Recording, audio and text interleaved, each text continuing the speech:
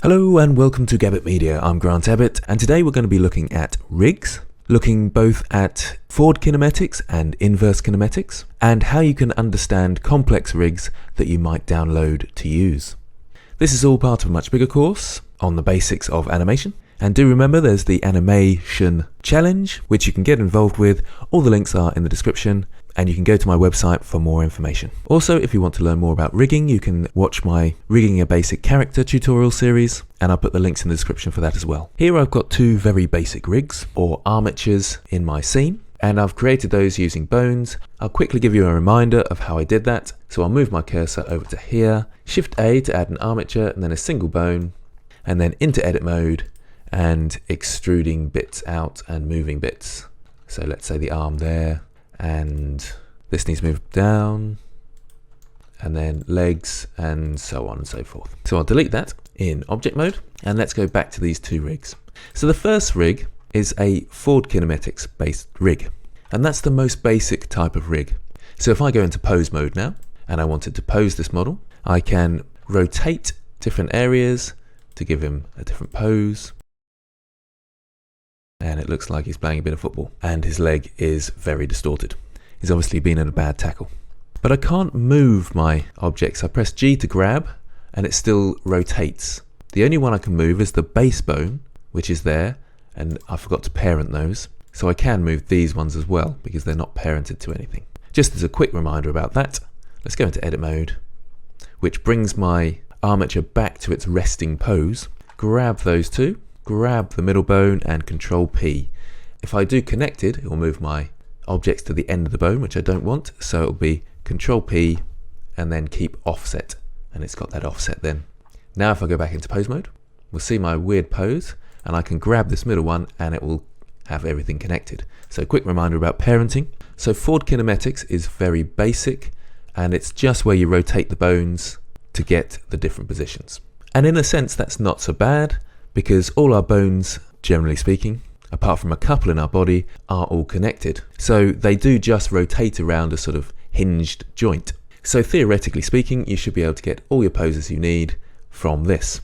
The difficulty comes when I'm trying to do a walk cycle. So let's select everything and Alt-R to remove all the rotations, and we're back to the start. So I want to do the walk cycle. I'll isolate my model with / on the numpad so you can't see anything else, so there's no distractions. And let's have him walking along a floor. So I need a floor in here. Let's just quickly go to object mode, add a floor in, and move it into position. So first of all, we'd make him squat slightly to give him his starting pose. So let's go back into pose mode with our armature. Grab the middle and pull him down.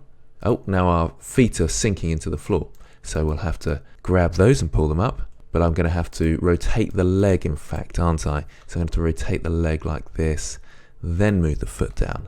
So you can see the awkwardness I'm having already. I can't just grab the foot and move it upwards. I have to figure out the rotation of these different legs in order to make it work. So we've got a sort of walking pose there.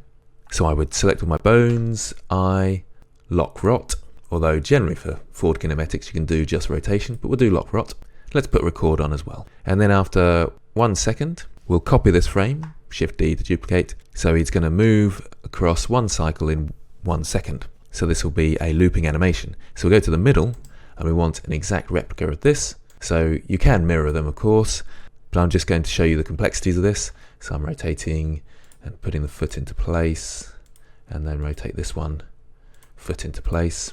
Okay, so we've got a keyframe, and he's walking. Brilliant stuff. Let's go to our in-between frames, somewhere around here. Now our feet are sinking, so obviously we need to lift him upwards, because there's an up and down motion if you look at walk cycles. So we're going to grab this one in the Z axis and move it up. And we're going to have the same issue here where they meet. So we'll copy that keyframe, Shift D, move that across. And in the middle, he's floating, so we can move him down. Okay, so we've got this, and his feet are sort of working. Let's just end my frame at 25 so we can see the loop. Oh, that's a brilliant walk cycle. But the awkwardness is that the feet aren't always touching the floor, and I'm having lots of problems getting them to stay still. That's where inverse kinematics comes in. So let's press / on the numpad to get my rigs back, and back into object mode. Let's go across to the other rig now. Now this rig has inverse kinematics. If you need to know more about how to set that up, I do have a tutorial, links in the description.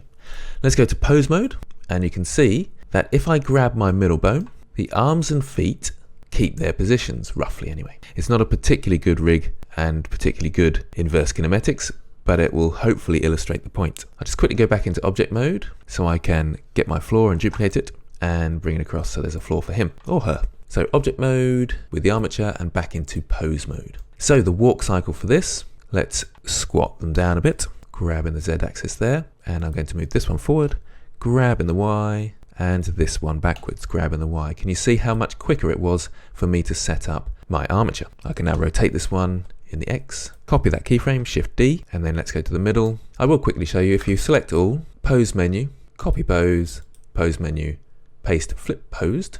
That would normally work, but I completely forgot I haven't labeled my bones properly, so that definitely won't work. I think you have to have the right naming conventions, and I was being lazy. So let's just forget that, and let's push them into position. So a quick time lapse of me keyframing.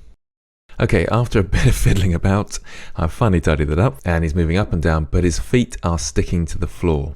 So hopefully you can see from this angle that this one bobs up and down and the legs are going with it, but this one's legs are sticking to the floor. So that's where inverse kinematics are quite important, especially when it comes to things like walk cycles where you want something to stick to something else. So like a foot, or if a hand, maybe you're doing a handstand and you want the hands to be pressed against the ground. Now you can probably see some other slight issues. The leg goes in a funny angle here. This is what's called the pole angles. So I'll just pause my animation and move this around. I'll turn record off first though. And you can see this is a pole angle, and with inverse kinematics, that's where the knee or the elbow points. And the same in here, you have a pole that tells you where the middle of your chain is pointing. So you've got a pole and you've got a control bone. So it's not the hand bone, this is the hand bone, and this is the control bone. And if I grab this, this one disconnects, but that controls my movement. And wherever I'm moving this around to, the pole target, so the elbow stays in that position. And when I move my base bone, these control bones are stuck in position, so they don't move together. Of course, you can select everything and move it all together that way. And some people like to have a sort of root bone where everything's connected and parented to that, and they move that root bone to move the whole armature.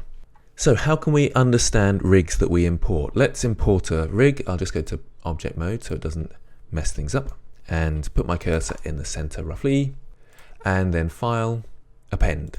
Now here I've got the Mac file, which I got from BlendSwap, and that's fully copyright free, so you can use that in your projects, even paid projects. So if I go to the base file there and click on that, and then click on the objects, and I'll just select everything for now and append from libraries. So it's brought in everything into my project. I'm going to get rid of the floor and the light and just have a look at this section here. Let's get rid of the camera for now as well. So this looks incredibly confusing, and this is often the case that when you bring in characters, they've got quite complex rigs. They're very good rigs often, but they just take a bit of figuring out. So let's try and click on part of the rig. So where do I click? Let's try this one. Okay, I know that's not a rig because it's not got lots of bones, for example, and it's not got anything attached to my character. So I'm actually going to delete that for now, and this one as well, so they don't get in the way, because I know they weren't part of the rig. Let's try this bit here. Now suddenly I've got lots of things selected, so that's probably my rig. And if we come across here and press full stop on our numpad, you can see Mac armature. So we know that's the armature for Mac. So everything else in this case we can probably delete. I'll grab Mac as well with Shift and grab Mac, and then move them across to the side, grab in the X axis, G then X, and we can see all these bits here that we probably don't need. So let's try box selecting them and delete.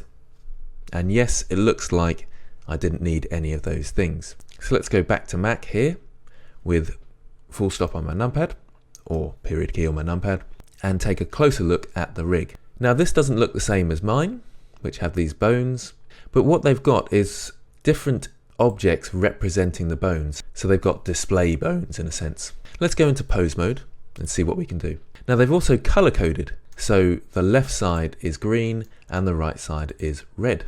They've got a nice eye rig. Let's start moving things around. So I'll press G to grab, and I've got these eyes at the front here, and that will make my eyes move.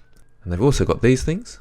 so I can resize my eyes, which is quite fun. So I'm just pressing G to grab and it's resizing them. Let's start looking at the bones. So we've got some in blue and some in yellow. So let's grab this, nothing happens. Let's rotate this. Stuff is sort of happening. So let's grab the blue ones. And we've got more happening there. So hopefully I'm working out the color coding that the blue seems to have a fair bit of influence, but these yellow options don't seem to be doing much. Let's grab the green and the red. So there's a green over here, and that's obviously my control IK bone. And I can move that around, and there's the pole for that, and that moves the elbow. And that's going to be the same for the foot down here. Let's grab that, and the foot over here, and there's my pole targets again. We've got a couple more down here. We've got a green one there and there, so let's try rotating that. And that's the foot roll I was talking about. Let's constrain that to the x-axis, and you can see the foot rolling quite nicely. What does this one do at the end here? I'm rotating that around the x-axis, and we've got that pivot point right at the end. Very useful stuff. But we've still got these yellow bones, and that's the forward kinematics. So if I press G to grab, it's not doing much at the moment. And generally speaking, a good rig, you'll be able to switch between IK and FK, so forward kinematics in the yellow here, and in the different colors you've got IK. I would suggest for beginners you choose one or the other. So personally, I'd rather stick to IK because it enables me to animate a lot faster, but I won't be complicating things by switching to the FK, which is the yellow. So basically in this rig, I'm going to leave all the yellow alone and move around the IK. There's also the bones in blue. They are forward kinematics, and I'll be using those, but they're not interfering with my inverse kinematics, which are on the end of the limbs here. So that's fine for me to use those, and it won't interfere. We've also got these nice shoulder bones. Oh yeah. And lastly, we've got one base bone that we can move the entire rig with. So that's like the root bone, and in fact they've called it the root up there. So that's how you can take apart more complex rigs. Hopefully that's not too confusing. It's mainly about practice, downloading some rigs, seeing what you can do with them, seeing if you can understand them. If you don't understand the first one you come to, try another one, see how you get on with that, and have some fun. Do remember to sign up to the Facebook group or Discord server to get involved with animation. All the links are in the description, and the links for my Facebook are on my website. In the next episodes, we'll be going over facial rigs. Thanks for watching, and I hope this helps.